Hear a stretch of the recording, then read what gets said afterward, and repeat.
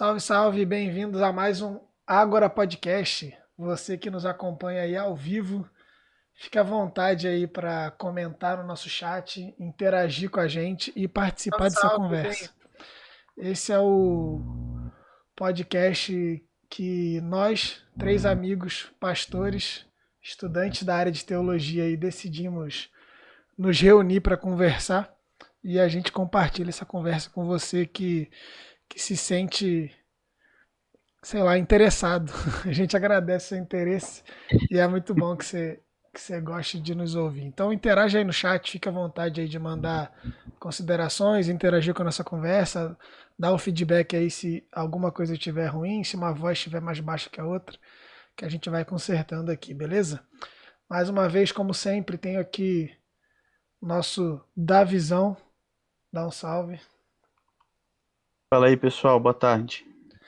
Aqui, ó, do lado do Davi, à direita do Davi, para quem está assistindo aí, Israel.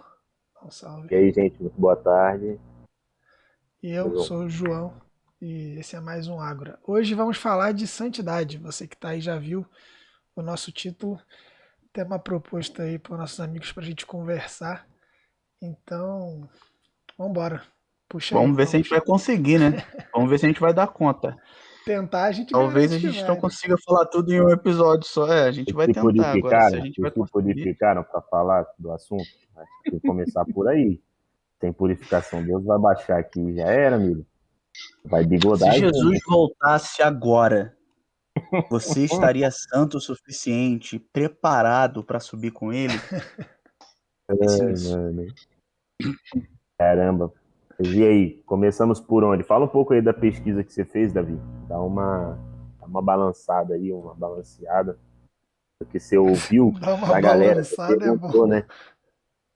É, Então dá dá, uma, dá uma Dá uma distribuída. Dá balançada aí no uma. conteúdo aí, ó. Vocês viram que eu tô aqui com a minha Bíblia, como um bom leitor.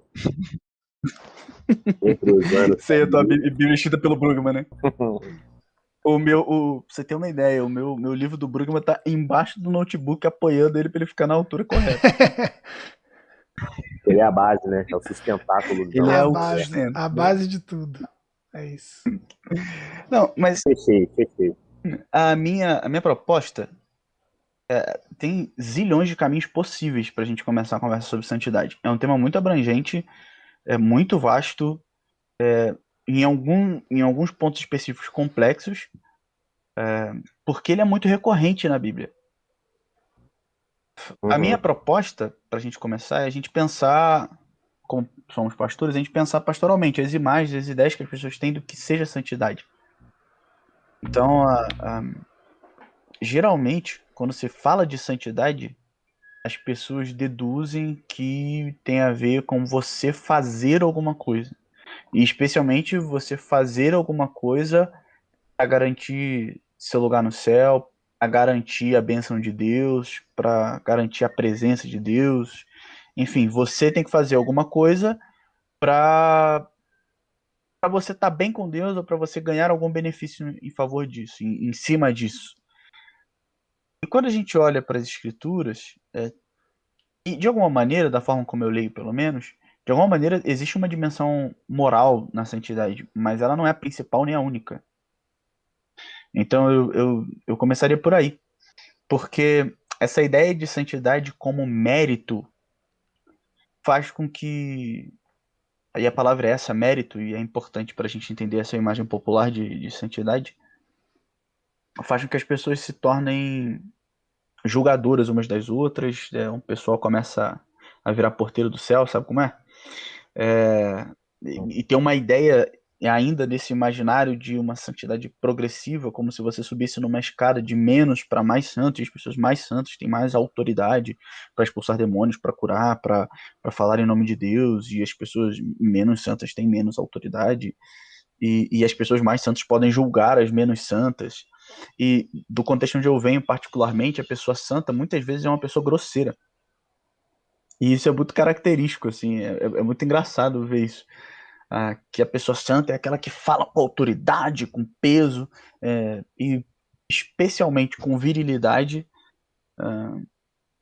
Então, que impõe a sua posição e é muito seguro do que fala. Então, só que não é isso que eu também percebo quando eu olho para as escrituras, a partir da minha visão, da minha leitura. É A legal, primeira. Davi, que, tipo assim, se a gente para observar, né, às vezes que a gente já teve acesso a esse tipo de pensamento, esse tipo de convívio, assim, com a galera, né, muitas vezes até a gente faz isso e fala algumas coisas, assim, que se a gente parar para pensar bem, a gente talvez não falaria. E principalmente nesse assunto, né, de santidade. Você estava falando, a gente tem esse imaginário e é comum a gente ouvir e presenciar esse tipo de coisa que a gente faz algo para alcançar a santidade.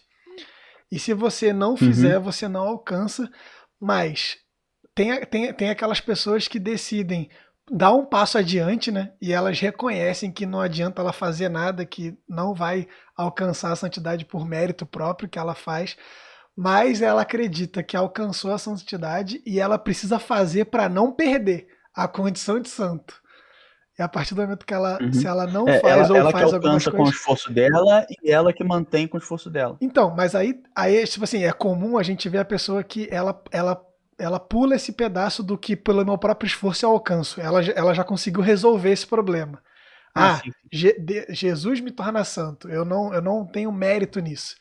Mas qualquer coisa que eu fizer, eu vou Uhum. perder esse grau de. Sei lá, como é que fala?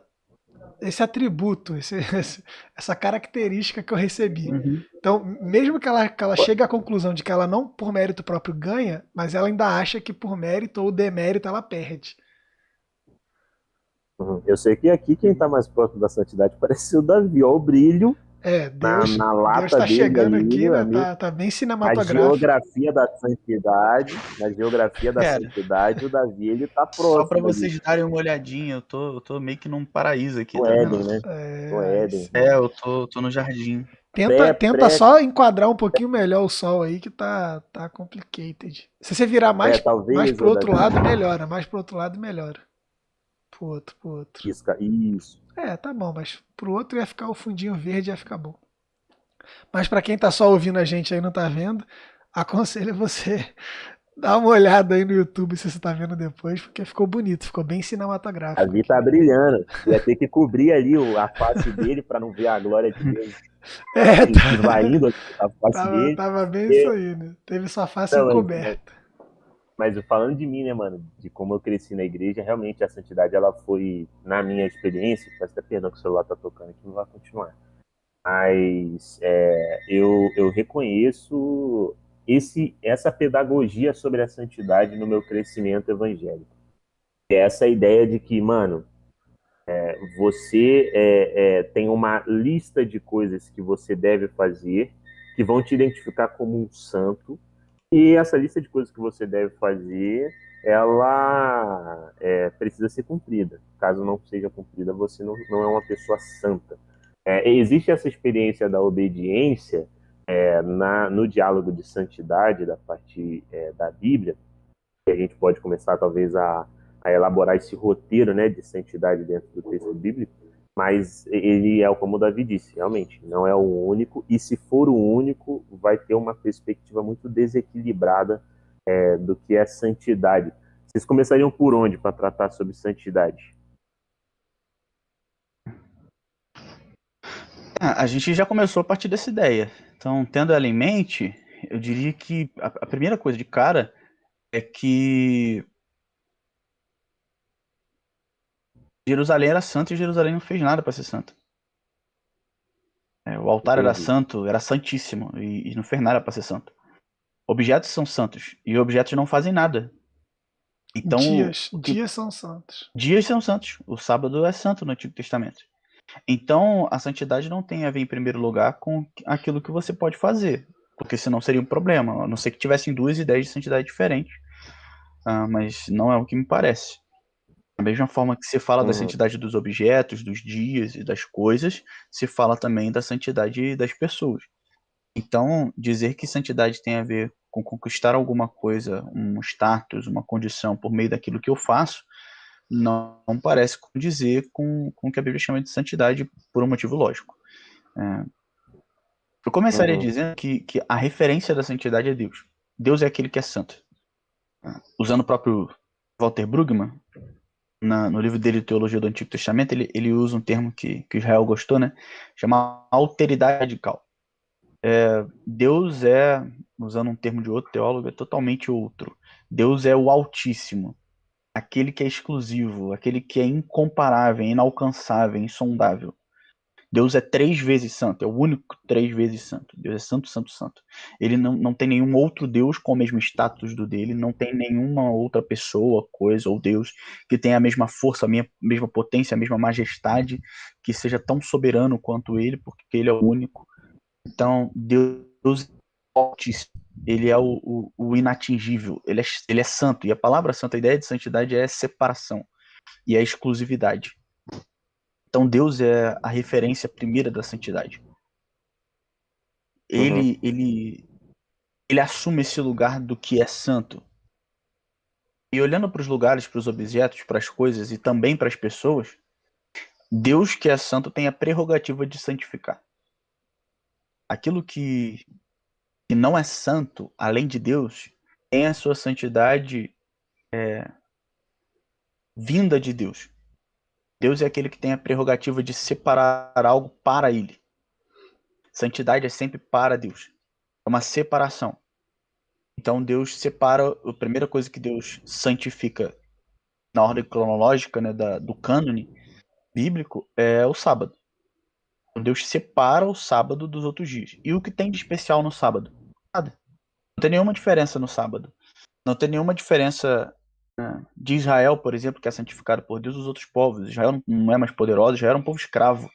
Mas Deus sente um afeto profundo por Israel, enquanto eles estavam no Egito, sofrendo. Deus age libertadoramente, liberta eles do Egito, e então ele os santifica para ele. Ele se torna o Deus deles e eles o seu povo.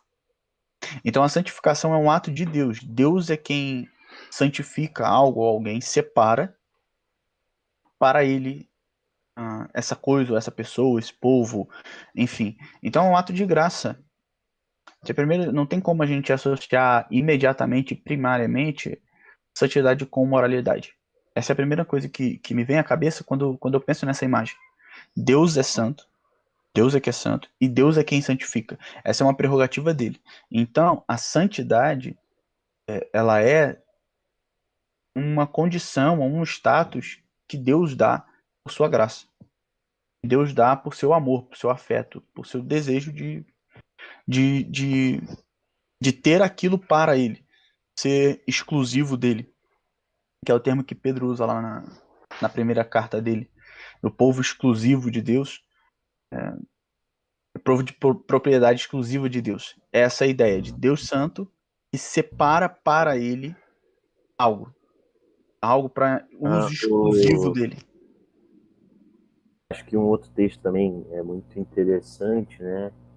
Porque, se eu não me engano, na construção de Gênesis, a ideia de santificação, ela aparece nesse poema da criação, nesse início, mas eu não me lembro, e nem analisando algumas concordâncias, se podem me corrigir se eu estiver enganado, eu não lembro se ele reaparece em Gênesis, e aí ele volta a aparecer essa ideia ou essa imagem em Êxodo, quando Deus senta para conversar com Moisés. E essa passagem eu acho que ela é muito significativa, porque é exatamente essa construção, né? Então apacentava Moisés o rebanho de Jetro, seu sogro, sacerdote de Madiã.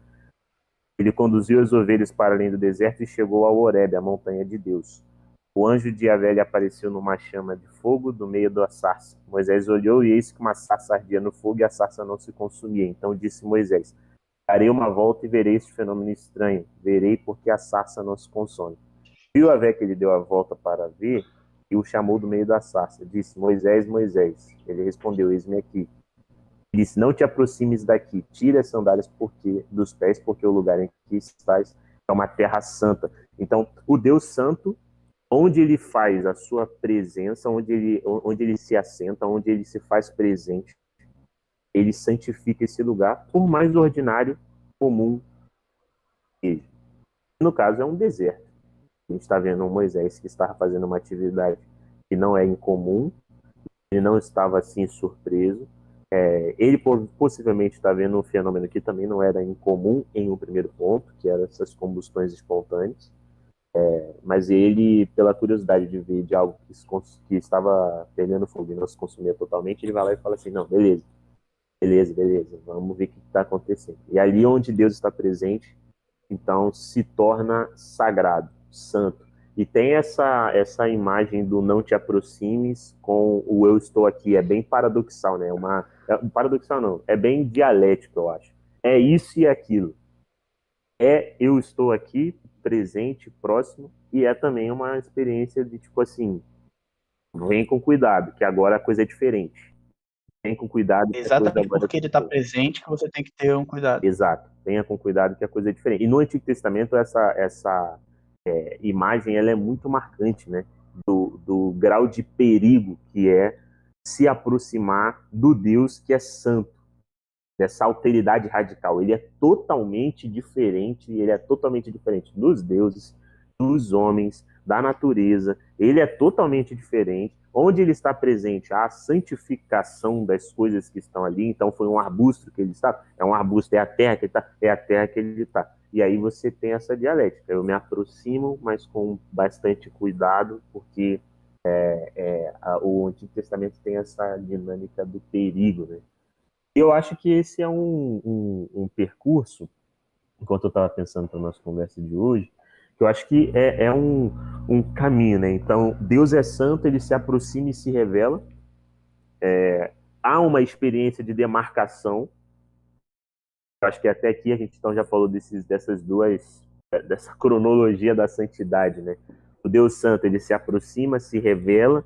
Onde ele se aproximou e se revelou se torna um local sagrado, então tem uma experiência de demarcação, de identificação. Então, logo após isso, e aí se você for seguir a trajetória do Êxodo, que é aí que eu acho que é onde a gente começa talvez a esbarrar naquela construção de santidade como uma moralidade. Porque o Deus que é santo se aproximou, demarcou, ele também ordena uma nova vivência que torne diferente, separado, santo, aquilo com o qual ele está se relacionando, né? E aí vem os mandamentos. Sim. E é aí que você primeiro tem, por exemplo, no Sinai, na entrega das 10 palavras, Uhum. você tem primeiro uma manifestação da presença santa, em que o povo não deve se aproximar nem do monte, e então só Moisés sobe, e aí então, depois dessa experiência da presença santa, Deus traz a sua instrução, o seu caminho de vida. Uhum. Tem um relato, Davi, que eu acho que é legal mostrar, né? Dentro da própria da própria tradição rabínica, que eu acho que vai alertando e sinalizando essa dinâmica da santidade, esse percurso da santidade. Deus santo chegou, demarcou, disse que é diferente, disse que é de outra ordem, disse que é uma alteridade radical, né?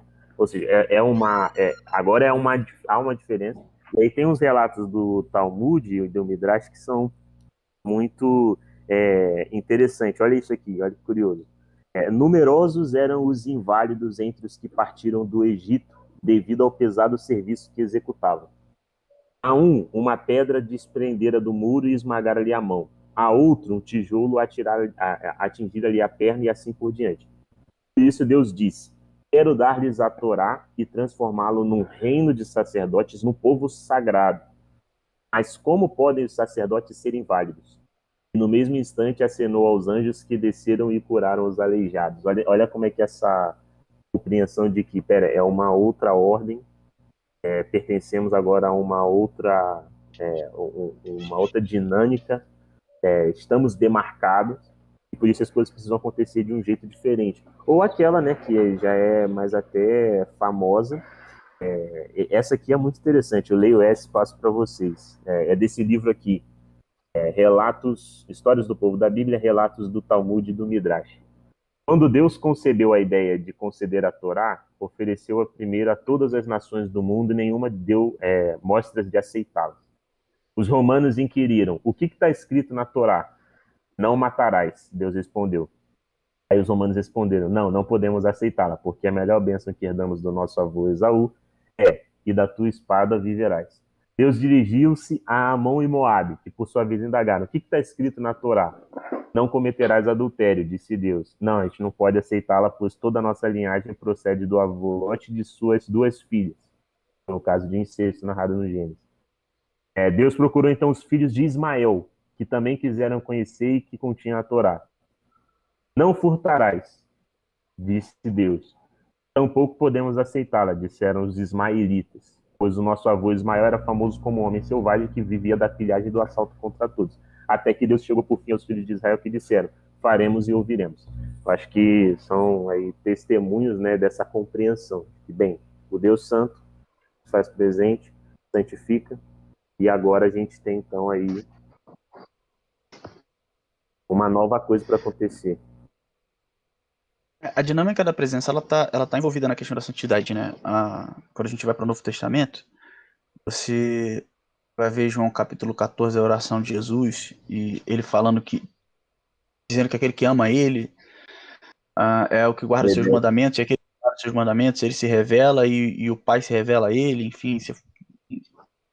Existe uma dinâmica da presença na santidade, é o que eu falei, né? O lugar onde Deus se revela para Moisés é um lugar ordinário, numa circunstância ordinária, mas ela é santa porque está a presença de Deus e Deus santifica com a sua presença. Mas penso que a santidade ela não tem a ver necessariamente com a definição. A presença não tem a ver necessariamente com a definição de santidade ou com todas as experiências de santidade, mas ela é mais a finalidade. Eu penso assim, como aquele que é outro. E aqui eu, inclusive, voltando um pouco do que o Brugman fala, não necessariamente nessa construção. Deus é a alteridade radical, totalmente outro, altíssimo e tudo mais, que está separado, e a grande disso, Deus é aquele que quer se juntar, quer se aproximar. A questão é que para que ele esteja próximo, ele precisa que haja santidade, que por causa da sua presença gloriosa, para que haja a noção de que ele é realmente totalmente o outro, que ele não é igual às outras coisas. Então, por isso, as delimitações tão detalhadas do livro de Levítico, enfim, ao longo do Antigo Testamento, no tabernáculo, o templo era o lugar onde Deus habitava, onde Deus se foi presente, tudo mais. Tem um monte de detalhamentos sobre como a presença de Deus deveria ser recebida no povo, e se ela não fosse recebida dessa maneira, Deus não seria tratado como tão santo que ele é, e então isso geraria a morte de alguma maneira. Uhum. Tem o Salmo, né, Davi, que ilustra isso que você apareceu simplesmente um cachorro gigante no quintal aqui do apartamento aqui que eu tô. Mas a grande questão, o que eu acho que é mais importante ou mais interessante é pensar nessa ideia de separação de Deus. De separação daquilo que Deus escolheu para ser separado. Por exemplo, voltando na temática de Deus, Pera aí, só um instante, gente. Tem um cachorro entrando aqui no quintal do lugar onde eu tô, simplesmente. Deixa ele, faz um carinho. Pera aí, não. O Cachorro Jake tá não quer aqui. carinho, não. É sério, mano. Olha aqui. Fofo. Cuidado, hein, mano. Olha isso, os cachorros tranquilos. Pequeno ele, né?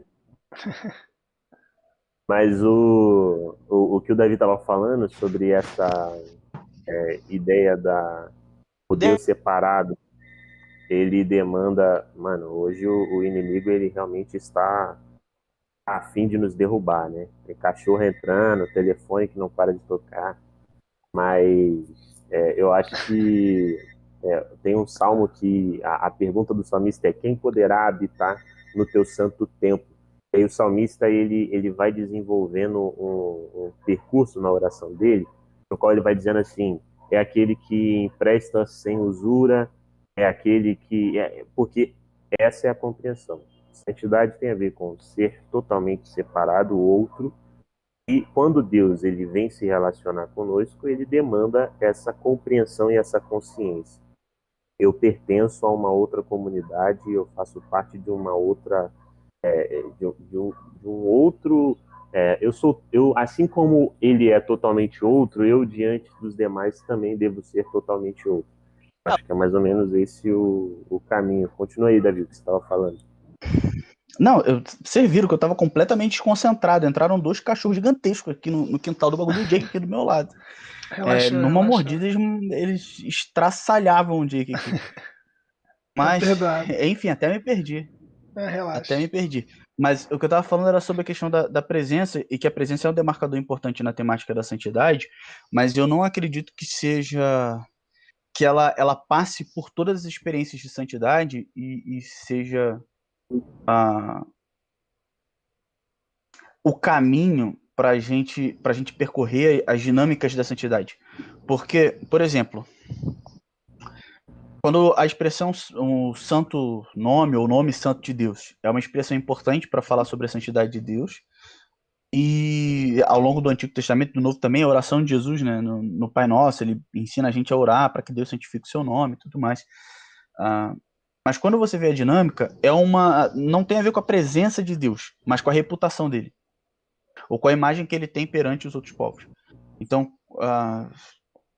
sempre se fala de glória, de majestade, de honra, de louvor. Aparece muito essa expressão, seu santo nome, nos Salmos. E sempre dando essa ênfase de que Deus é aquele que tem uma reputação a ser zelada. O nome de Deus deve ser honrado. A identidade, o nome é identidade e reputação. E Israel consegue, Israel que é santificada por Deus, é santificada por Deus para ele, é povo em amizade com ele, povo em aliança com ele, pode profanar o nome dele. Isso parece de maneira bem clara, eu acho que em Ezequiel capítulo 39, versículo 7. Deus fala sobre que ele vai santificar o nome dele, porque diante do que Israel tinha feito, e Deus fala que vai santificar o nome dele no meio de Israel para que as nações saibam que ele é o santo de Israel. E aí é uma expressão também, isso que eu estava falando antes de haver a invasão aqui, que Deus é aquele, é o separado, mas que está unido àquele que está em aliança com ele, e em Israel, esse povo que é amigo de Deus, está em aliança com Deus, porque ele graciosamente o santificou para ele. No meio desse povo, Deus vai fazer o seu nome ser santificado. Deus vai fazer a sua reputação ser honrada. Em Amós capítulo 2, o nome de Deus, que é santo, é profanado, por conta do que o povo faz com os pobres, por exemplo. Então, eu não percebo, pelo menos no primeiro momento, essa dinâmica da presença aparecendo. Eu percebo mais da questão da separação, do status de Deus. Eu acredito que essa demarcação e tudo mais, a dinâmica da presença que você citou, inclusive do livro que você leu, eu acho que seja por conta de uma ênfase grande na Torá, que é, obviamente, a gente Não, eu acho que a gente está meio... falando de caminhos diferentes, Davi. Eu acho que a gente está Sim, falando a mesma coisa de perspectivas diferentes. Porque quando eu falo da presença, não quer dizer necessariamente a dinâmica do que fazer quando eu estou na presença de Deus, mas o fato de ser de Deus. Ser de Deus. Deus está de viver na presente. presença de Deus, A de uma compreensão de que eu maneira. sou um povo de Deus. Eu sou povo de Deus. Eu sou povo de Deus. Eu não posso profanar o nome dele, porque eu não posso descuidar dos pobres. Eu sou povo de Deus, eu não posso tratar das coisas ou Sim. lidar com as dinâmicas, lidar com, desde o meu culto até a minha prática política, eu não posso fazer isso de qualquer forma, porque eu sou de Deus. Então, Sim. Deus, ele é aquele que, por ser santo, acaba trazendo toda essa alteridade para a vivência de Israel. Ser santo é ser diferente, como Deus é diferente. perpetuar a diferença de Deus, a alteridade de Deus, entendeu? Mas isso não tem a ver com essa proposta que você trouxe? E aí eu estou tentando realmente entender, que é a manifestação da presença, ele demarca esse lugar, não é isso que você estava trazendo? E, Aham.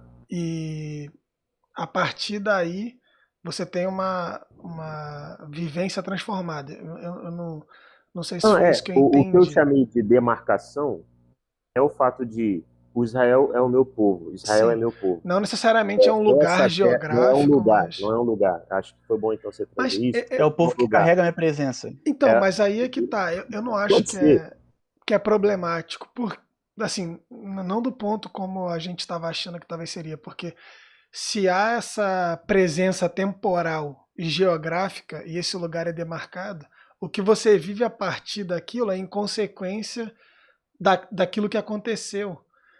Do Você, encontro. É como se você aquele vive a partir da encontro real presença. fosse uma marca na alma. De É, ler tipo, assim, tipo. você não desconsidera aquilo que aconteceu, mas aquilo não se limitou àquele tempo e espaço. Houve aquilo, tipo, aquela inserção no tempo, aquela inserção no espaço, e a partir daquilo, a demarcação é como se fosse esqueci a palavra agora.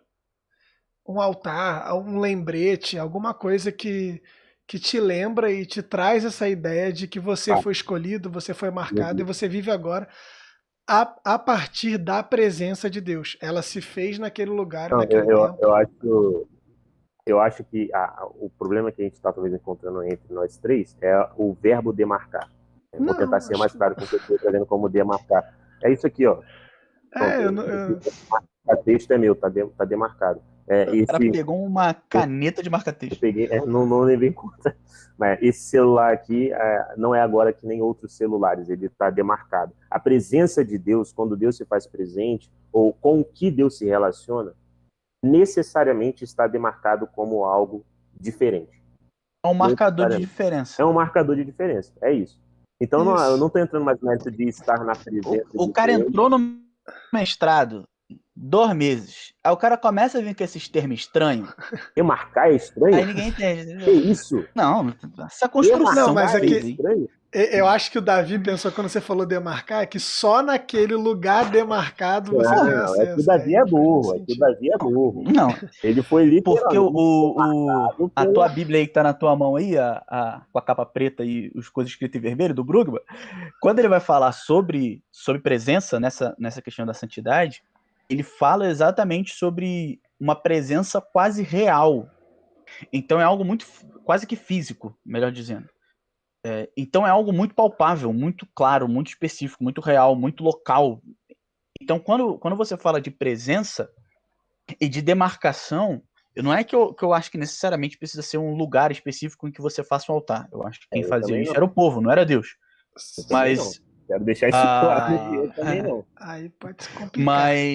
mas quando você fala de presença, sem uma presença quase física, Ah, digamos assim, sem uma aparição, uma teofania, para mim isso é muito estranho.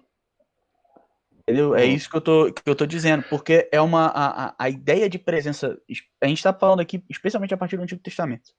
Tá? Isso aqui precisa ficar transposto, porque no Novo Testamento, muito do que a gente está falando continua, mas de outra forma, ou então tem outras dinâmicas, outras palavras, outras formas de aparecer. Mas no Antigo Testamento, a ideia da presença ela é muito física. A gente está falando de Hebreu. Essa noção de presença sem a presença física é muito estranha para mim, por isso que eu tô falando. mas sabe Quando a um gente lance fala de também? santidade. As gerações que não viveram a presença física vivem a partir daquela presença física. Eu não sei se tá fazendo sentido. O Rael tá meio de cara feia. Porque eu não sei se a gente tá se entendendo, entendeu? Porque, assim, é fato que há uma presença física, como o Davi tá dizendo. Mas tem diversas É que não é pessoas nas física, mas gerações. a gente entendeu. Tem diversas continuidades da história e de pessoas pertencentes do povo que não tiveram essa experiência física de estar ali, mas vivem debaixo da presença igual. tem a experiência da santidade. Ou talvez eu estou entendendo tudo errado que vocês estão falando. Bem, o Eu Davi, o acho que é Davi fez provável. o Davi ele fez ele derivou uma parada do que eu falei que não era o que eu estava querendo falar. Eu estava simplesmente dizendo que Deus, ele quando ele se relaciona, está presente, há sempre uma experiência de demarcação daquilo como algo diferente. Então, se ele está se relacionando com Israel, Israel está demarcado como um povo diferente dos demais. Se ele está no Monte Horebe, o Monte Horebe é um monte diferente dos demais. Eu só quis fazer E é o Monte Santo. essa sinalização. É um Monte Santo. A santidade, ela Assim como ele sempre, demarca o sempre, sempre sábado, e o sábado é o está único dia atrelada, santo. É tipo, é nessa ideia. diferente dos demais. Nessa ideia, exatamente. Mas Ele todos falou os que só o dias sábado também foi são um. bons, toda a criação é boa, mas o sábado é santo. É bom igual, mas é santo. É porque uma coisa não é que o sábado é simplesmente diferente. O sábado é diferente para ele. Sim. Esse ponto eu acho que também é fundamental. Tem o texto de Levítico capítulo Agora já toma 20. cuidado. Brincadeira. Levítico capítulo 20, verso 26. E eu acho que é a melhor definição que a gente tem de toda, da maior parte do que da dinâmica da santidade, da santificação, enfim. Deus diz assim: sejam santos para mim.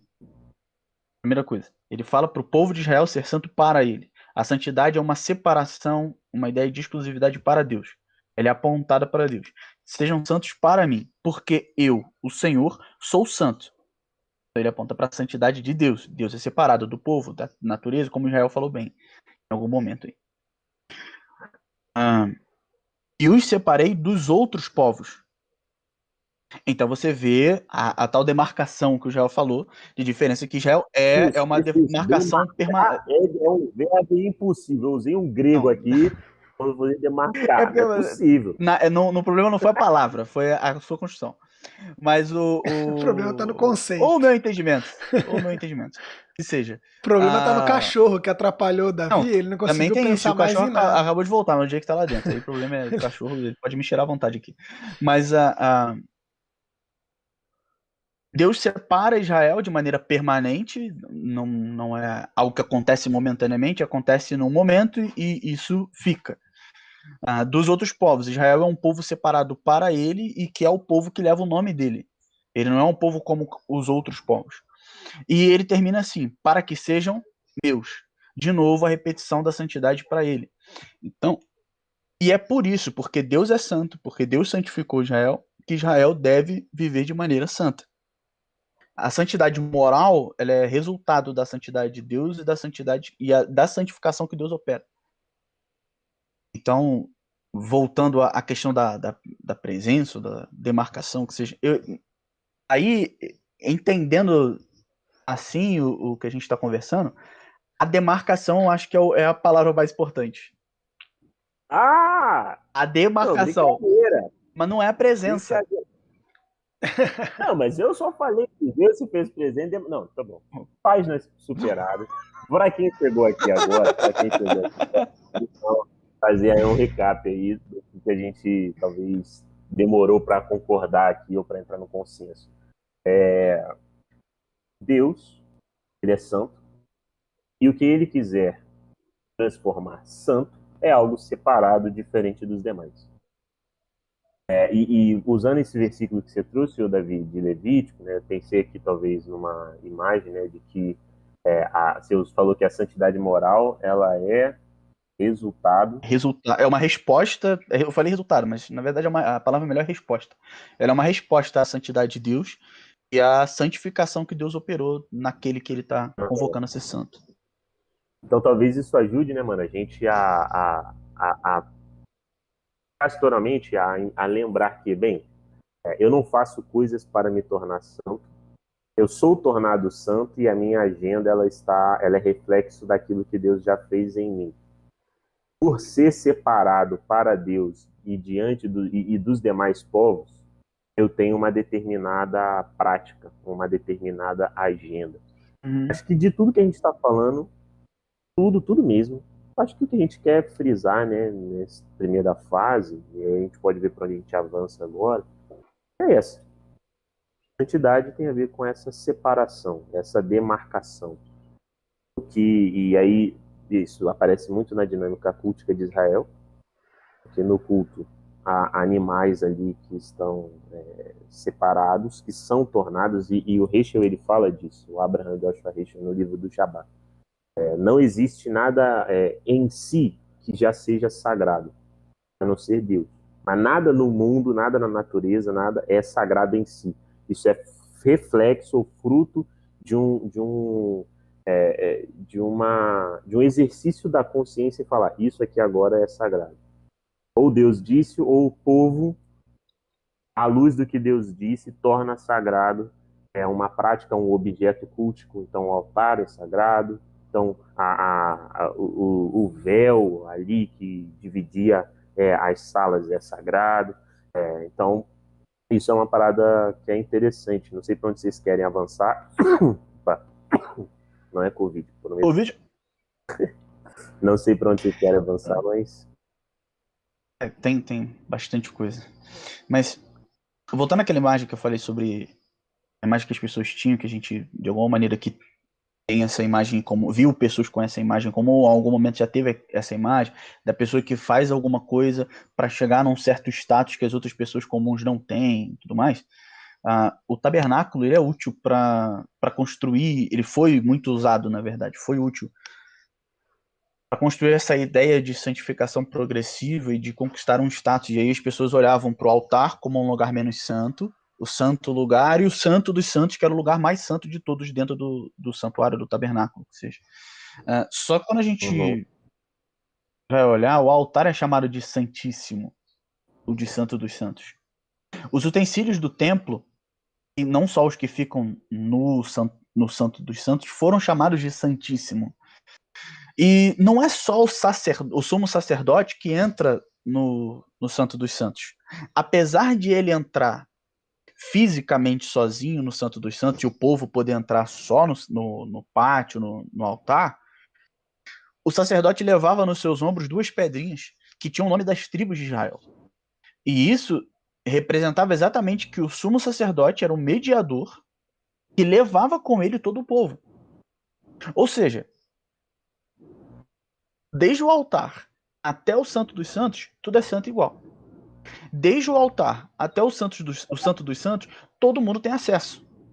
Então essa ideia, essa imagem de que a santificação é um processo meritório meu, de ir galgando degraus maiores, e eu vou alcançando um certo status de santidade maior do que outras pessoas, e que muitas vezes é apoiado no tabernáculo, no santuário, não encontra esse sustento no texto. A grande questão, e aqui essa percepção me ajudou muito um podcast da Terceira Margem do Rio sobre santificação. Mas isso não foram só eles que falaram, não. Ninguém tira ideia nenhuma do nada, né? Muito menos a gente aqui. Mas a questão não é você ir de menos a mais santo. Mas o Edson Nunes Júnior, nesse podcast, ele fala que é uma questão de melhor. Não é de mais e menos. Você é santo melhor. Então não é uma questão de quantidade, mas de qualidade da sua santidade. É desde a expiação até a lei. É o que está na Arca da Aliança. Desde a expiação no sacrifício no altar até a lei. Quando a gente vê isso de maneira como sombra para o que Jesus faz e tudo mais, é da expiação na morte de Jesus que a gente acessa por meio da fé. E quando a gente acessa por meio da fé, o sangue de Cristo nos purifica, nos expia os nossos pecados, e até a obediência. E diante da nossa submissão à instrução do Senhor Jesus, Deus se faz presente na nossa vida, habita em nós pelo Espírito Santo. Então não é uma questão de quantidade, de eu ser mais santo ou menos santo, mas é de qualidade. A santidade não é uma escada que a gente sobe, é um caminho que a gente caminha. Então, eu até entendo a ideia de progressão, você ir se tornando santo de um jeito diferente, mas essa ideia de degraus a serem galgados, desejados, de status maior e tal, eles são muito perigosos, porque eu acho que ao longo da história da comunidade de fé, das igrejas e tal, isso se tornou muito, muito maléfico, muito... Para usar um termo que um amigo nosso gosta, se tornou colonizador, opressivo, entende? Se usa muito essa ideia de santidade como meritória, e a gente já viu que a santificação no primeiro momento é Deus quem faz, porque ele é o santo, e ele é quem santifica, ele é quem tem essa prerrogativa. Então a santidade é um status da demarcação que Deus faz. Então ela não é meritória, ela é graciosa, Deus é quem santifica, e ao mesmo tempo ela não é subir de status, ela não é você galgar lugares mais altos que outras pessoas. Ela é contínua, ela é crescente não em quantidade, mas em qualidade. E isso ajuda muito a gente a entender, e aí a gente pode falar de pessoas, de referências em santidade, mas de maneira saudável. Não porque ela é maior que outra pessoa, porque ela é melhor do que outra pessoa, não porque ela tem um lugar superior ou diferente em que ela pode se colocar na condição de juiz ou de, enfim, de qualquer coisa do tipo. Mas porque ela está mais tempo na caminhada. Então ela tem mais tempo desfrutando da graça e da misericórdia de Deus. É só isso. Sim. Eu acho também um outro caminho interessante, né, que o Antigo Testamento ele traz sobre a ideia da santidade. E eu achei que você ia comentar quando você passou pelo Brugman, mas você acabou não citando. Mas é a ideia de que dessa dialética do Deus santo, inacessível, totalmente outro, da presença perigosa, mas do Deus que quer se fazer perto, quer se fazer presente. A história lá do Ezequiel 29, que eu citei, que ele é o Deus que ele quer mexer em Israel, porque a sua reputação tá ligada, a reputação do seu nome, do seu santo nome, tá ligada a Israel, para que os povos saibam que ele é o santo de Israel. Uhum. E a expressão, e o que o Brugman fala é exatamente que essa expressão dá esse peso de que Deus é o santo, o separado, o altíssimo, mas ele quer se fazer presente com o seu povo. Ele quer estar unido com o seu povo. Sim, e aí, por exemplo, se esse é o ponto de partida do qual você lê Levítico, tem muitas mudanças. E aí os judeus sempre chamam a atenção por fato de que a palavra do sacrifício, offering, é korban, vem do mesmo verbo de aproximar. Então, toda a dinâmica de sacrifícios apresentada e introduzida no livro de Levíticos, toda essa dinâmica ela é uma dinâmica da aproximação. Deus que quer se fazer presente, mas ele não pode estar presente em qualquer lugar, em qualquer comunhão, de qualquer jeito. Então, existem muitos caminhos e tem toda aquele tratado todo minucioso que tem no Levítico, né, de todo aquele cuidado, todas aquelas, não, isso aqui você tem que pegar a parte que você derrama nesse tal, porque a imagem é essa, Deus quer se fazer presente, mas ele não pode se fazer presente em qualquer lugar. E é muito interessante, aí eu faço uma menção aqui honrosa ao Jacob Milgrom, que o Caio Pérez indicou, que é muito bom assim, ele é um cara que mudou os estudos assim, sobre Levítico, e ele faz, por exemplo, com relação aos sacrifícios pelo pecado, a gente vê ali no capítulo 4, 5 de Levítico, a imagem é justamente essa. Não é para você purificar necessariamente a pessoa, mas o santuário. O santuário. Não é à toa que os pecados do sumo sacerdote e os pecados de Israel, da Assembleia de Israel, você pega o sangue e vai aspergir no véu do santuário. Porque a ideia é tipo assim, eu estou purificando o lugar de onde Deus se faz presente no meio do nosso povo para doar vida para a gente. Isso é muito legal, cara. Isso é muito legal, assim. É um outro tipo de... ou a própria menção de Hebreus, de que os sacrifícios e as ofertas, elas vêm para purificar a consciência para o culto. Essa imagem de que não dá para você se fazer... É mais ou menos... Hebreus, ele fala de um jeito mais teológico, que Jesus colocou de modo muito prático. Indo fazer o seu culto e prestar o seu culto a Deus, e lembrou que tem uma divergência com o irmão, vai lá e você se reconcilie com o seu irmão. Ou seja, não há como você entrar na experiência cultica de qualquer jeito. Deus é santo. Há ordem aqui, entende? Há demarcações muito bem estabelecidas do que é bom e do que não é. Não dá para você, como Israel acabou se degenerando e como os profetas denunciaram, entrar nessa dinâmica de oferecer sacrifícios, de oferecer muitas coisas, sendo que a estrutura da sua sociedade está violentando viúvas, pobres, está deixando à margem órfãos. Acho que isso soma nessa ideia. Deus quer se fazer presente, Deus quer estar perto. Existem caminhos que ele sugeriu, rituais que ele sugeriu, no caso do Antigo Testamento, para que você lide com tudo isso. Então, há até uma expressão muito forte em Levítico, que diz, Levítico 5, quando ele começa a falar sobre os vários pecados que você pode cometer sem intenção.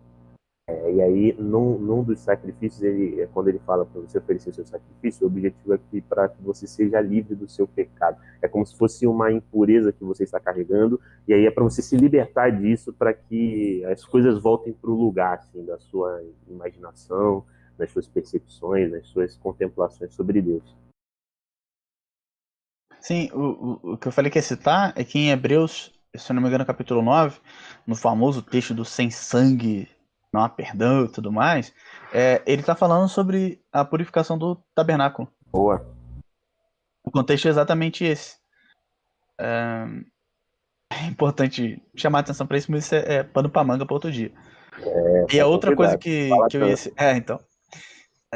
E outra coisa que eu ia citar, que tem a ver, a gente voltando a uma questão da presença, e para que Deus se faça presente precisa haver santidade. Ele não pode se fazer presente em qualquer lugar, em qualquer contexto, de qualquer jeito. Isaías, ele vai comunicar para a gente que o pecado faz separação entre Israel e Deus. E isso nada mais é do que o que aparece em Gênesis capítulo 3, porque diante da transgressão da humanidade,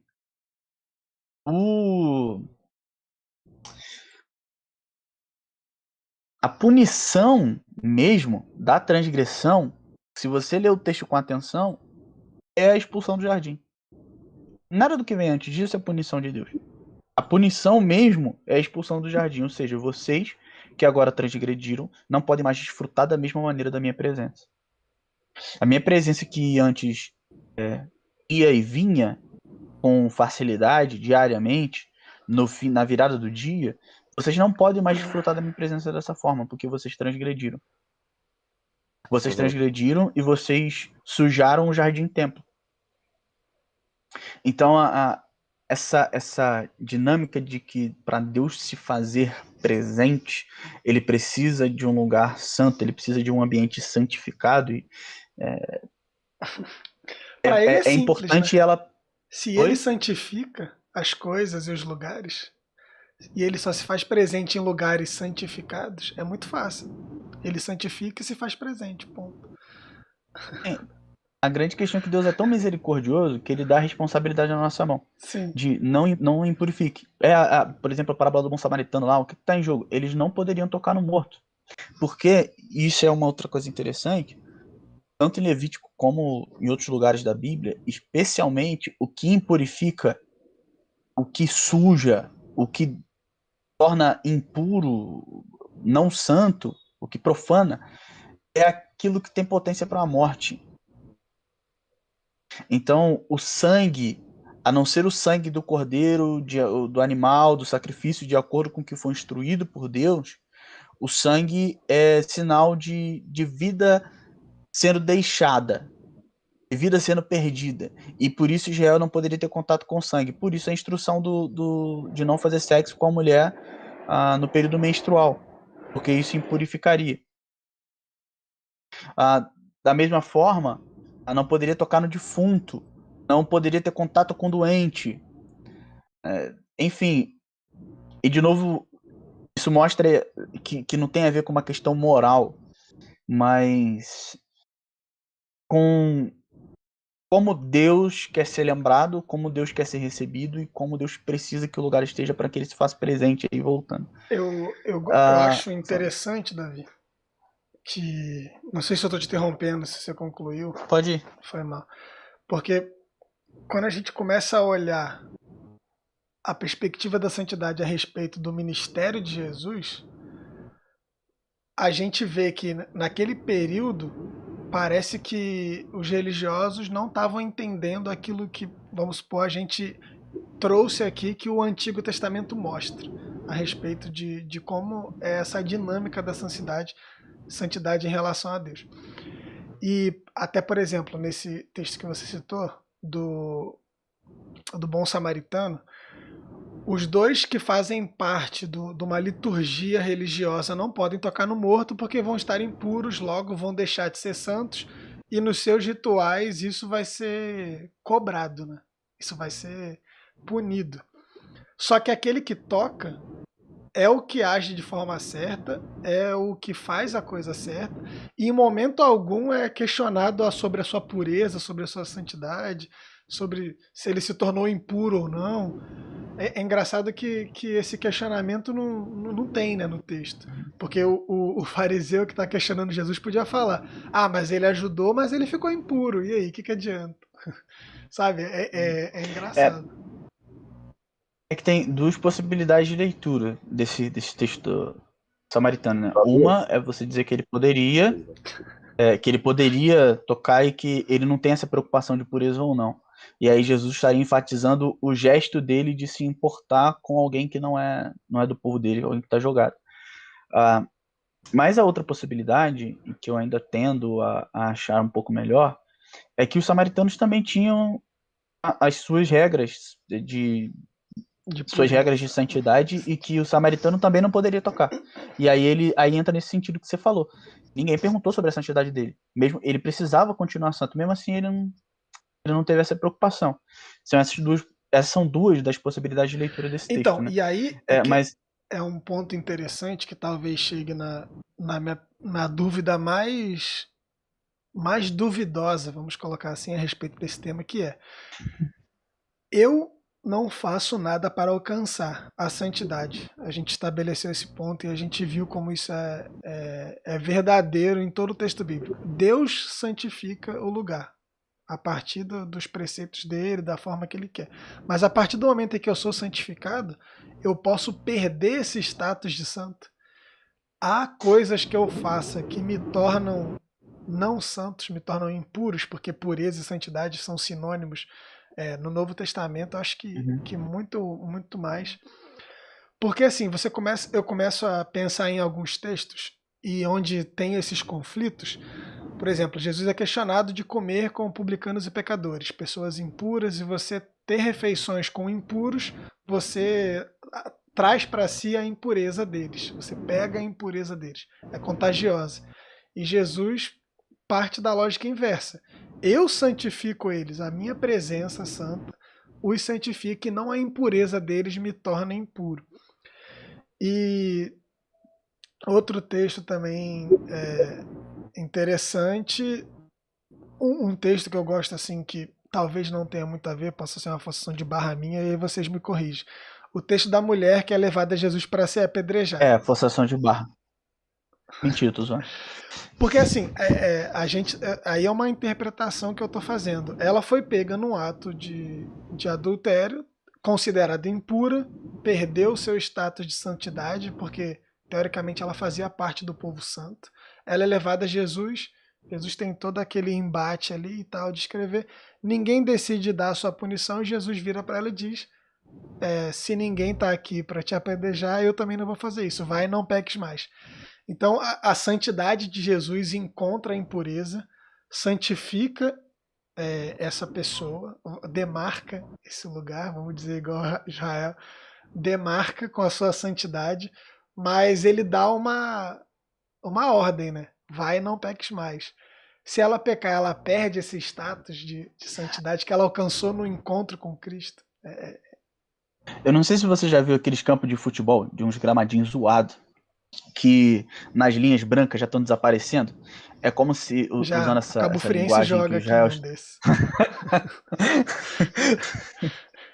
Mas usando essa linguagem que o Israel usou, é como se Deus estivesse falando: não apaga a linha, porque não vai dar para ver, e precisa ver para o jogo rolar. Então é meio isso, né? Eu acho que Conectar. o texto que eu acho que isso fica um pouco mais evidente, nunca tinha pensado nessa ótica na questão da mulher que ia ser apedrejada. Mas um texto que eu acho que fica mais claro é da mulher que toca em Jesus, a mulher do fluxo de sangue.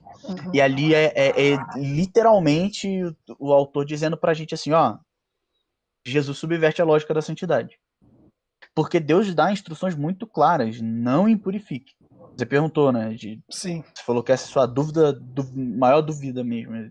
Repetiu. Ah, para mim, na minha leitura, é muito claro assim que Deus diz para não impurificar. Não faz com desse objeto, e aí usam isso hoje em dia de uma forma muito equivocada, falando sobre consagrar o objeto. Aí o cara toca no Ministério de Música e só pode tocar música de Deus, ou só pode tocar na igreja e tal, enfim. Mas é meio assim, aquilo que Deus deixou exclusivo para ele, mantém assim. Se essa coisa deixar de ser exclusiva, você vai precisar purificar. Mas a purificação, por exemplo, tem um texto de um amigo que chama Giordano Brasilino. Você vai lá no blog dele, chama Vinea Dei. E um texto, você procura lá expiação, bota no Google expiação Vinea Dei. E aí pronto.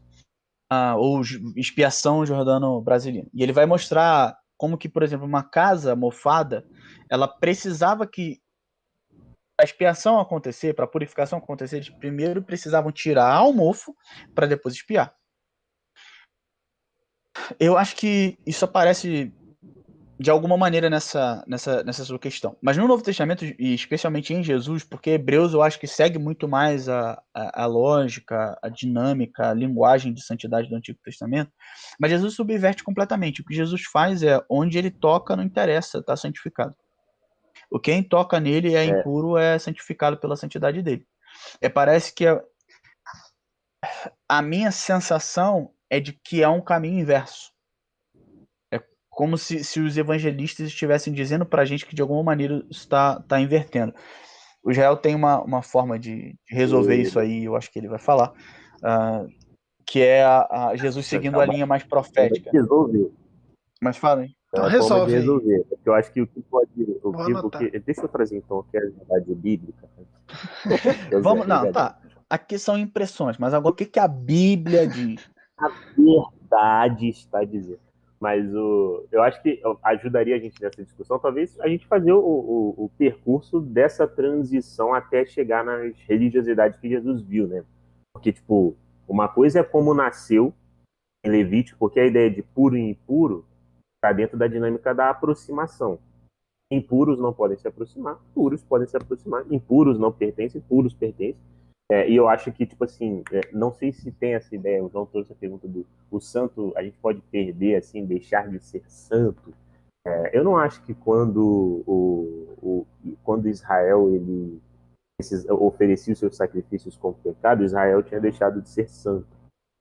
Acho que o fato de ter sido marcado como um povo diferente dos demais inseriu todas as dinâmicas de Israel, acertos, erros, na forma com a qual você vai lidar, Bem lembrado. entende? Então, é a totalidade da vida de Israel que está em jogo. Isso inclui seus acertos e seus erros. Israel continua sendo o povo de Deus. Não interessa o que ele faça. Deus falou que era Israel e deu caminhos para Israel, que é o povo de Deus, o povo do santo. Ele vai poder lidar com as suas dinâmicas. E acho que a pureza e a impureza é como se fosse. Isso é uma construção que eu estou realmente fazendo agora, à luz da provocação do João. A gente pode se ajudar nisso. Mas o povo santo, ele pode, ora, estar puro, ora impuro. É o caso, por exemplo, nas imagens como é que era? Do leproso. O leproso tinha que sair do acampamento. A mulher tinha que sair do acampamento porque ela estava impura. Deixou de ser Israel? Não, não deixou de ser Israel. Não deixou de ser povo de Israel. É só uma dinâmica interna do parâmetro da sua consciência. Então, a mulher adúltera, ela deixou de ser Israel? Não, não deixou de ser Israel. No caso, deixaria, porque não vai tomar pedrada. Mas, ela ia ser purificada, né? Purificada na pedrada. Ia ser petrificada, cara, ia ser petrificada. Mas eu acho que tipo, tem o projeto inicial, aí tem o que se tornou.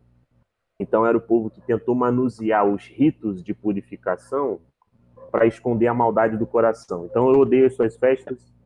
O sacrifício agradável a Deus é um coração contrito. Eu tenho um rabino, Davi mandou uma vez um livro pra gente falando das parrachás sobre toda a Torá lá de um cara, né? Eu não lembro quem foi, Davi, mas ele tava trazendo essa ideia, né? De que, tipo assim, mano, eu tava falando do quê? Eu acabei dando um lápis quando eu citei. Do livro que o Trombou o Davi cachorro botou aí, mano? das Então, parrachas. enfim, Se a gente antes eu perde ou tava não falando, perde a santidade, o status de santo. cara, eu não vou conseguir lembrar, não. Deixa eu dar continuidade e você tenta Vou lembrar. tentar lembrar. Mas vou dar um exemplo do Novo Testamento. Paulo vai escrever uma carta aos Coríntios só falando mal da santidade deles. Comunidade Falando que eles são completamente impuros, completamente imorais. Fala, cara, vocês sujaram tudo. Só que como que Paulo chama eles? De santos. Então é uma tensão de que eles continuam sendo santos. Uhum. No início da carta, no capítulo 1, no verso 2, Paulo diz assim: aos santificados em Cristo Jesus, chamados para serem santos.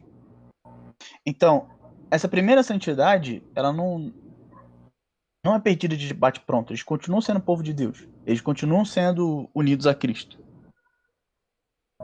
E a mesma coisa acontece no Antigo Testamento. Israel continua sendo povo de Deus. Por quê? Porque Deus é gracioso, porque Deus quer. Não é porque Israel é bom e tal, porque Deus escolheu. Assim. Uhum. Mas a segunda santidade, os chamados para serem santos, e aí tem a ver com corresponder a essa santidade que vocês não perdem, aí sim você pode deixar de ser santo. É a famosa lógica do Lutero, do santo e pecador ao mesmo tempo, concomitantemente. Eu não deixo de ser santo porque eu sou santo em Jesus, em Cristo. Enquanto eu estiver em Cristo, eu sou santo. Mas quando eu peco, eu deixo de ser santo.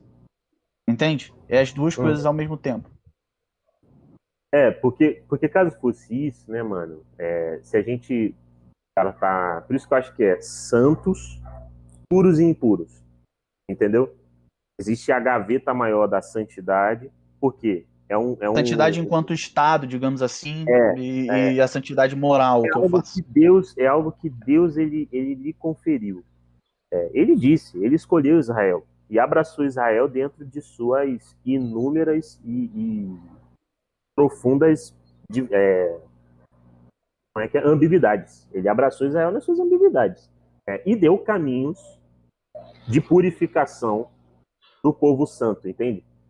Eu acho que é mais ou menos essa construção. Só que agora, há um outro ponto que é interessante de ser dito também em Israel, é que o que se transformou na época de Jesus foi algo totalmente diferente daquilo que era no início, né? Porque agora sem O que templo, fizeram do discurso de santidade? exatamente, agora sem templo, agora sem rei, agora com um povo, tipo assim, totalmente refém de algum dominador. E se não é a Pérsia, é Roma. E se não é Roma, esse povo ali, ele começa a se organizar ao redor do cumprimento da lei para identificar-se quem é Israel e quem não é. Ou quem é santo e quem não é. Aí eu acho que entrou um conflito, porque insere a moeda meritocrática na balança. Então, a dinâmica de puros e impuros, de santos, Étnica. exatamente, começa a conflitar, né? Então, Jesus entra numa dinâmica social, numa dinâmica religiosa, na qual, mano, o que está acontecendo? Eu vou ver aqui de acordo com a lei, de acordo com o que a gente recebeu da nossa tradição oral de quem é bom e quem não é, quem é santo e quem não é, e vocês estão apartados assim de mim. Fora outras atualizações que a gente acho que precisamos falar num outro encontro, precisa amarrar esse, concluir esse, definir uma afirmação teológica desse nosso primeiro episódio, voltar a falar no segundo, porque em Jesus há muitas dessas atualizações, igualmente com relação aos profetas. Eu lembrei que eu ia falar do Rabino. Ele disse, tipo assim, os sacrifícios, ele interpretando Levítico, os sacrifícios eles eram para ser uma expressão da sua interioridade. Então não adianta nada você oferecer um sacrifício, por exemplo, pelo pecado, se você não está arrependido. Não é à toa que Davi chega na consideração de que um coração contrito basta para Deus, é agradável a Deus. Jejum agradável, para mim, é cuidar do órfão da viúva, entende? Então, uma resposta, uma dinâmica da nossa interioridade, assim, que vale para Deus nesse sentido. E Jesus, ele sai dessa escola. Por isso ele diz, o que é melhor? É porque quando ele vai lá e descumpre o sábado, ele fala, opa, calma aí, tem algo errado ali. Ele acabou de não cumprir uma parada, e aí Jesus fala, peraí, então o que é melhor fazer? Salvar o homem ou deixar ele se perder? Tem misericórdia ou não? Misericórdia eu quero, eu não quero sacrifício. Então os profetas entraram, perceberam e contemplaram uma religiosidade em Israel, ou uma experiência espiritual em Israel. Os caras eles se apoderaram, se apossaram dos ritos para aquilo cobrir a maldade deles, para aquilo maquiar a maldade deles, para aquilo maquiar a hipocrisia deles. E aí Jesus ele vem nessa esteira do profeta que fala, não, amigo, não. Então nesse sentido há diferenças. Então se Deus ele é santo e essa aproximação ela não acontece de qualquer jeito, quais foram as mudanças na época de Jesus daqueles que se aproximavam de Jesus? Porque Jesus se senta na mesa dos publicanos e pecadores. Há mudanças sensíveis aqui nesses textos da aproximação do divino. Se antes Deus fala, aqui é Terra Santa, se aproxima com cuidado, amarra a cordinha no sumo sacerdote, porque, amigão, se bigodar no sumo sacerdote pelo perigo, cuidado na hora que for segurar a arca. Eu nunca entendi esse texto. Eu sempre falei, que desnecessário, Deus. O homem foi só, e aí ia cair a arca ali, Deus. E aí ele tocou e já. Então, é isso aí, porque é uma presença totalmente outra, perigosa, que deve Usar, né? que precisa de um caminho muito bem estabelecido para que você não se perca, para que você não se confunda, para que aquilo não se banalize, para que aquilo não se profane. Então, o texto lá, por exemplo, de Ezequiel, que eu mandei lá, né, enquanto a gente estava imaginando e resenhando nesse texto, se não me engano é Ezequiel 20, 26. Deixa eu abrir aqui. É isso mesmo, 22, 26. Os seus sacerdotes violam a minha lei e profanam os meus santuários. Agora presta atenção. Não fazem distinção entre o sagrado e o profano. Não ensinam a diferença que há entre o impuro e o puro. Desviam os olhos dos meus sábados e eu mesmo sou desonrado entre eles. Então, isso que se tornou é essa experiência que eu acho que Jesus ele vem combater, entendeu? De modo que, assim, a gente precisa falar disso em outro episódio. Isso vai ficar muito extenso se a gente entrar nisso. Só para tentar amarrar de alguma maneira e partir para até para uma aplicação possivelmente, a gente falou muito pouco do que a gente escreveu, do que a gente conversou, né? A gente foi por outros caminhos aqui, enfim. Mas o que a subversão de Jesus, ela é uma resposta, é isso que você está dizendo, né? Uma resposta à primeira subversão do que é a santidade, do para que serve a santidade que a própria elite judaica fez. Porque ao invés da santidade ser para Deus, a santidade se tornou dois outros. Então, passar a ser utilizado o discurso da santidade, da questão da esmola, da circuncisão e tudo mais, do cumprimento da lei, porque eles precisavam se identificar como judeus de alguma maneira, então o judeu era aquele que cumpria a lei, enfim. E eles subverteram a lógica da santidade para usar isso, voltando à palavra, de maneira colonizadora, opressora, para usar isso de maneira para se separar dos outros, para dizer que os outros não têm direito a Deus, para dizer que os outros não têm nada a ver com Deus e que os outros merecem a morte. É meio um sentimento de... Ser um povo que Deus não chamou a ser. Sim. Eles acabaram se transformando num povo que Deus falou, não, meu povo não é isso. Não é um monte de gente sanguinária, não é um monte de gente vaidosa. Então a crítica de Jesus, né? Vocês limpam o exterior do copo e do prato, mas por dentro estão repletos de maldade e injustiça, né? É isso. Eu acho que complementa isso que o Davi está falando, né? Você usa do que Deus trabalha sobre santidade para tornar isso em seu favor. E aí, no final das contas, você está impurificando Deus, porque você está tirando a glória de Deus. Você está colocando a glória em você mesmo. Uhum. Você está colocando a glória em ser de Israel. E não em Israel ser de Deus. E a santidade, Deus separa Israel para ele, e Deus separa Israel para ele para que todas as nações do mundo fossem abençoadas, para que Israel fosse sacerdote do mundo, mediasse a presença de Deus para todas as nações. Um farol para todas as nações. Exatamente, que fosse sacerdote e farol para todas as nações, o que eles fizeram. eles deixaram de ter essa ideia de santidade para Deus e, por consequência, para todas as nações, e se separar das outras nações, em nome de Deus. E usava desse discurso de santidade para, de alguma maneira, diminuir os outros, de se impor sobre os outros. E a elite judaica, de novo, pensando na santidade como status a ser conquistado, usava desse discurso da santidade para se impor sobre o povo mais necessitado. Então, no final das contas, o nome de Deus era profanado e a santidade de Deus era profanada. De alguma maneira. Então, o povo que foi santificado por Deus traiu a Deus. Foi isso que aconteceu. E por isso Jesus, essa primeira subversão, ela é anterior à subversão de Jesus. Jesus vem subverter a questão da santidade dentro desse contexto. Então não é que o Antigo Testamento não serve, não é útil, e o que o Antigo Testamento fala de santidade você tem que esquecer, e agora é Jesus, e blá blá blá blá. A Bíblia que Jesus lia era o Antigo Testamento, né? A Bíblia que os apóstolos liam era o Antigo Testamento. Então, o que Jesus vem subverter não é a lógica de santidade presente no Antigo Testamento, mas a subversão que a elite judaica fez dela. A profanação do código de santidade que os santos algavam para si lá. Eu acho que a gente pode, talvez agora, né, a gente tentar construir e organizar as nossas conclusões, tentando talvez fazer uma recapitulação, se possível, do que a gente estava tentando trabalhar, porque é isso. Deus é santo. E o que ele toca, quer, torna santo como ele. O que quer dizer que Deus é santo? E aí eu acho que o Davi ele trouxe uma consideração muito boa do Brueggemann, que é essa alteridade radical.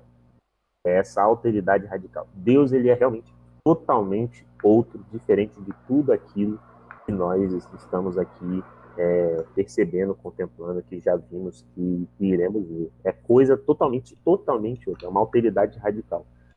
E as coisas que ele quer, o lugar onde ele se faz presente, aquilo que ele diz, então, o que ele diz, o sábado é um dia sagrado. É sagrado, é santo. Beleza. Está demarcado. Não é um dia mais como prerrogativa dele. Outro.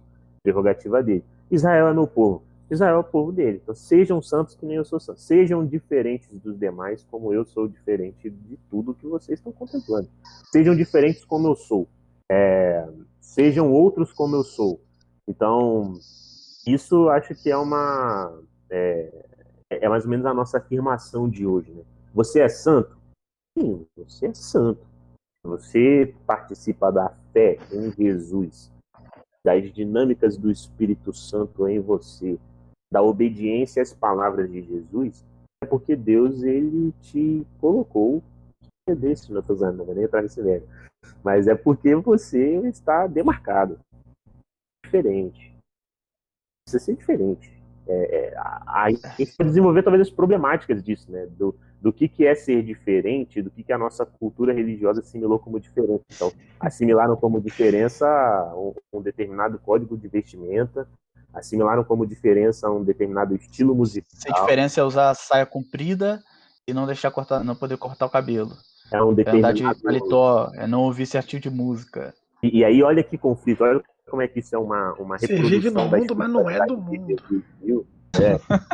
Como isso é uma reprodução da religiosidade que Jesus viu, porque ele sentava com publicanos e pecadoras, ele deixava-se ser tocado por mulheres pecadoras, e aí o cara falava assim, se esse homem aí fosse Messias, amigo, se fosse Messias, sabia o que estava acontecendo. Ou ele anda com os beberrões, é um comilão de beberrão, esse Jesus. Então, a santidade é essa condição de diferença dada por Deus. Israel, você é diferente. Israel como nação, no caso. Israel, você é diferente. Você não é como os romanos e você não é como os filisteus. Você é diferente. Isso inclui todas as dinâmicas da nossa vida, inclusive a forma com a qual nós nos reconciliamos, a forma com a qual nós nos arrependemos. Acho que isso é uma coisa importante de se frisar. Então essas são as minhas considerações finais, e vocês podem participar de vocês. A santidade, ela, quando Deus se fez presente, ele mesmo doou mecanismos para o povo lidar com o seu próprio pecado.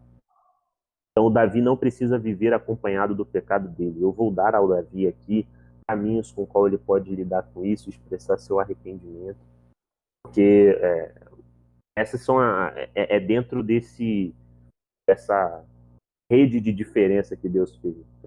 A totalidade da vida do Davi, o Davi ali é diferente, isso inclui quando o Davi erra. O Davi, ele não vai mais lidar com seus erros como uma pessoa que é romana, lida com seus erros. O Davi, ele vai prantear, ele vai lamentar, ele vai se arrepender. Isso aí. Eu diria duas coisas. Uma é que a santidade não é um fardo, ela é um privilégio. E duas, sobre a imagem de quem é santo. A primeira é sobre o privilégio da santidade. Cara, no Antigo Testamento, o Espírito Santo não é uma pessoa. O Espírito Santo aparece como uma pessoa, especialmente no Novo Testamento. No Antigo Testamento, o Espírito é o sopro de Deus, o poder e a capacidade de Deus de dar vida. E tudo que é vivo tem o sopro de Deus. Tudo que é vivo tem a sustentação dada por Deus, que é a fonte da vida. E o Espírito é santo porque a vida é santa. O Espírito é de Deus, ele pertence a Deus, por isso ele é santo. E porque ele dá algo que é de Deus e que pertence a Deus, que é a vida. Deus é Senhor do Espírito e Deus é Senhor da vida.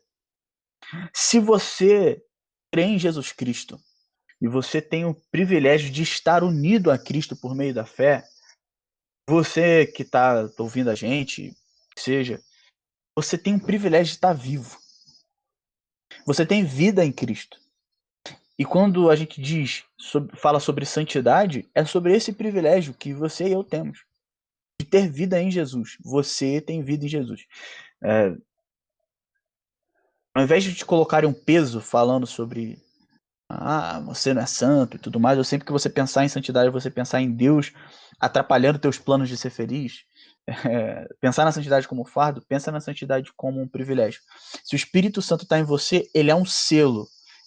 A presença do Espírito Santo em você é uma demarcação de que você pertence a Deus e de que você tem vida. Você tem vida. Então a santidade é um privilégio. É um privilégio.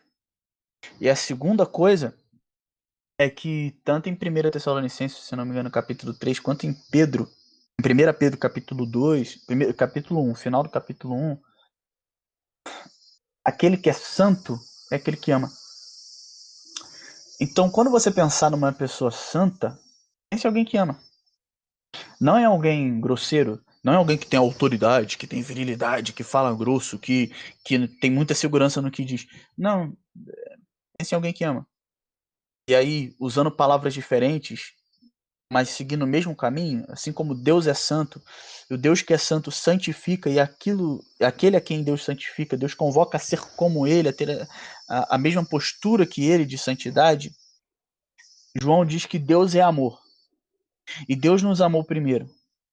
E aquele Deus que é amor e nos amou primeiro nos convoca a amar também. Então, o amor não é só aquilo que a gente faz, assim como santidade não é só aquilo que a gente faz. Santidade tem a ver com aquilo que a gente é em Deus. E amor também tem a ver com aquilo que a gente é em Deus, em quem a gente está se tornando. Então, você quer saber se alguém é santo, saiba se alguém está amando. Você quer saber se você é santo? Ame. Veja se você está amando e passe a amar. Acho que essas são as duas coisas que eu diria. Vou citar o texto aqui, então.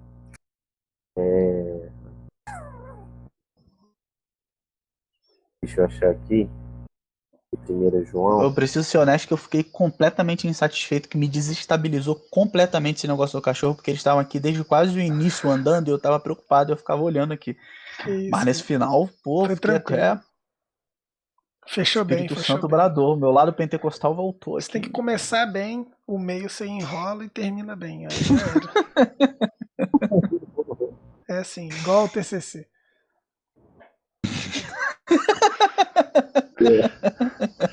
Eu acho o texto aí pra gente finalizar. A gente tem uma pergunta aqui. vocês dois responderem. Eu tô fora. Galera aí que tiver aí até agora assistindo a gente, dá um salve no chat aí pra gente saber que você tá aí. A gente lê sim, mano. O cara tá um pouco impaciente aqui pra gente ler a pergunta dele. Mas a gente já vai ler já. A gente lê depois que a gente termina. O cara deu uma ordem, falou: leia minha pergunta. Tudo bem, a gente vai ler, cara. Tranquilo. Só esperar o Israel finalizar ali com o texto dele pra gente fechar o nosso assunto de santidade. E amarra o que o Davi falou. Bem, e agora eu vou fazer uma memória ao que nós falamos sobre a dinâmica litúrgica.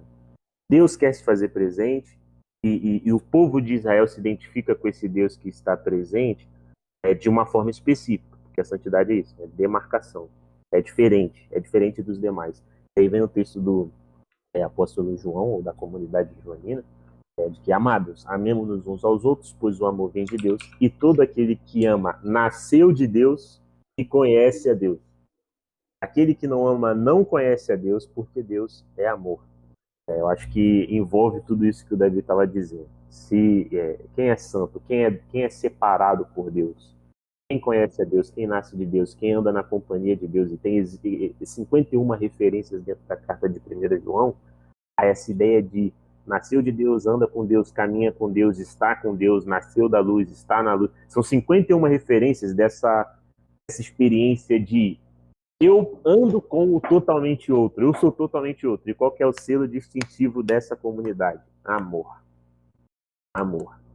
Então, esses são os santos de Deus no mundo, os que amam, dão a vida. Eu li a pergunta no chat, e ele, só pra quem não leu, vamos a ler, pergunta né, dele é sobre... pra Eu vou ler galera que toda estiver a vendo pergunta, o cara depois. escreveu um texto. Pergunta do Gabriel Fachola, acho que é Fachola, se for em hebraico. Mas... Foi em hebraico, que maravilhoso. Aí, essa é pra você. Sou cristão e nesses tempos em que estamos vivendo, muito se fala para orarmos pelas pessoas e pela nação. Porém, cada dia que passa parece que a situação fica pior. E assim desanimando a todos. Sei que isso é uma profecia para os fins dos tempos. Porém, do que adianta orar para que a situação melhore se sabemos que, segundo a Bíblia, os dias ficarão piores? Não seria um paradoxo? O Guilherme já tá Uma no resposta chat e o Guilherme rápida. podia responder, né? Então, É um paradoxo eterno que só o eterno pode responder. Ele podia mandar essa aí. Então, tem duas formas de relembrando as aulas responder. da Uma forma rápida, que é que eu acho que se adequa ao momento que a gente está passando agora, por causa da hora, e a forma mais cuidadosa. A forma rápida é: o fim dos tempos começou com o retorno com a ressurreição de Cristo. Essa é a forma rápida de responder. O fim dos tempos não é hoje. O fim dos tempos começou com a ressurreição de Cristo. Então são 2 mil lenta, eu acho anos melhor de deixar fim para dos outro tempos. dia. Demora pra acabar, né? Mas eu diria que primeiro que não necessariamente as coisas vão só piorar, mas mesmo para quem entende dessa forma, Deus nos convoca a orar pela nossa cidade, orar pela nossa nação, orar pelo nosso país, orar pelos ímpios.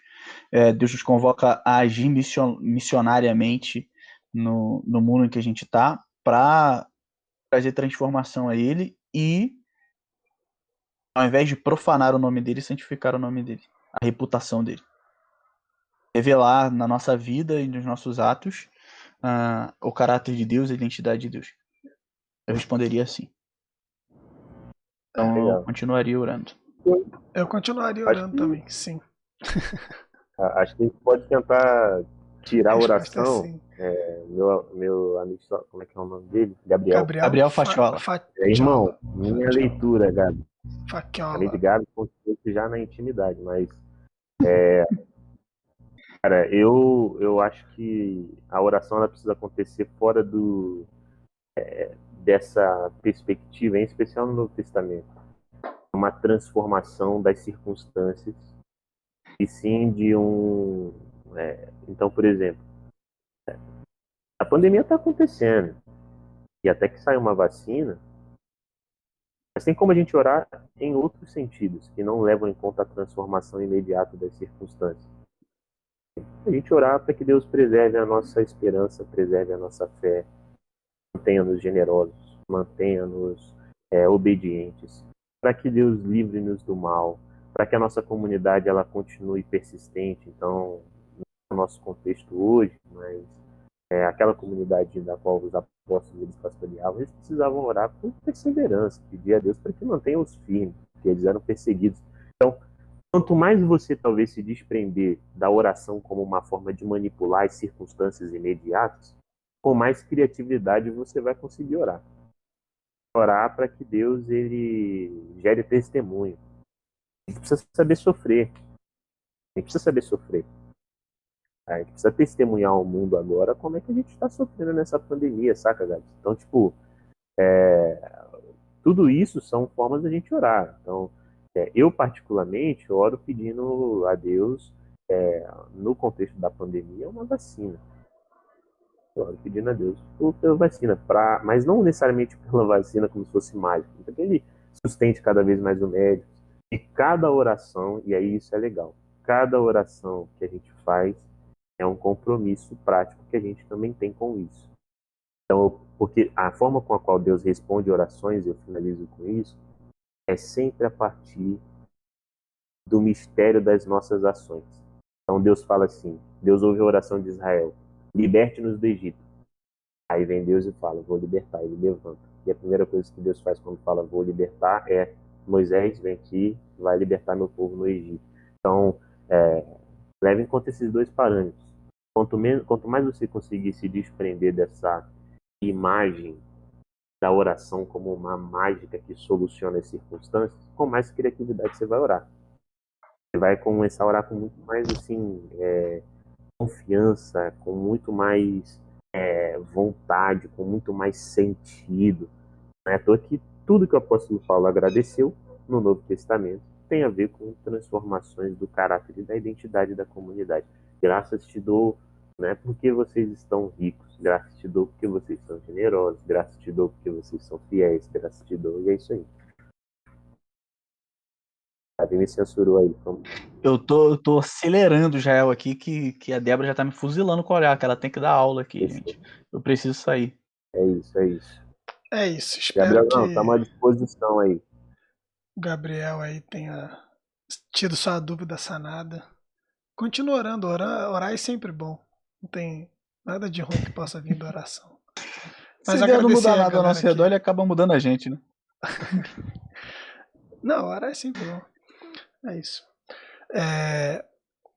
Valeu aí, Gabriel, por ter colado. Deixa essa inscrição aí, seu like. A gente precisa de inscritos. Quem tiver aí, tô vendo que tem mais gente aqui, mas que não se manifesta no chat, a galera com vergonha. Obrigado aí ao Guilherme Pinheiro, nosso amigo de faculdade. Um dia você vai estar aqui trocando uma ideia com a gente, que a gente tem essa ideia de trazer convidados também. Pelo menos eu tenho, estou informando para eles agora. E então um dia você vai colar, com certeza. Eu também. Depois. Então beleza. Bora, Davi já pediu com o olhar ali já. Vambora, valeu, gente. Pode criar, Gui, não tem competição não. Mas abraço. Isso, até semana que vem, às 5 da tarde. Compartilha aí o vídeo com alguém que você acha que vai gostar, faz uma lista de transmissão no WhatsApp, bota nos grupos, faz uma corrente, diz que se a pessoa vê, cura o coronavírus. Então, é tratamento precoce. Então manda o vídeo que quem assistiu o vídeo tá curado. Valeu! Valeu aí, todo mundo. Tamo junto. Até semana que vem, 5 horas. Deixa o like, se inscreve. Obrigado. Falou!